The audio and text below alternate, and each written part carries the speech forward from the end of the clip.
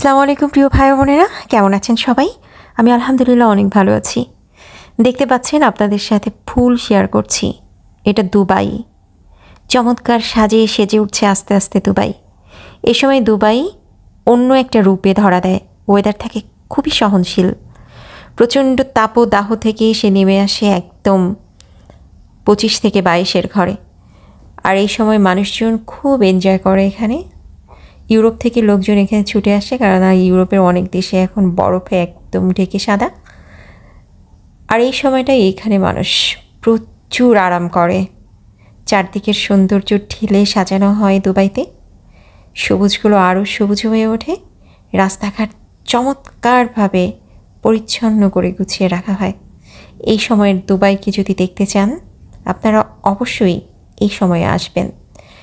আমি বলবো আপনাদেরকে আগস্ট থেকে ফেব্রুয়ারি এর বাইরে দুবাইতে আসলে কিন্তু প্রচণ্ড তাপদাহ, বাইরে ঘুরতে পারবেন না, আর এই সৌন্দর্য অবলোকন করতে পারবেন না। সমস্ত ফুল পুড়ে একদম শুকিয়ে যায়, সব গাছ তুলে ফেলা হয়। আবার যখন শীতের সিজন আসতে থাকে, আবার গাছগুলোকে তারা সুন্দর পরিপাটি করে লাগাতে থাকে এবং শহরটা সেজে ওঠে অন্য মাত্রায়। আর এই ছবি আমি মাঝে মাঝে তুলে আপনাদের সাথে শেয়ার করব। কত রকম যে ফুল আর কত সুন্দরভাবে যে ওরা সাজিয়ে তুলেছে এই শহরটা। তবে দুবাইয়ের একটা জিনিস কি জানেন? সবই ম্যানমেড, মানুষের তৈরি।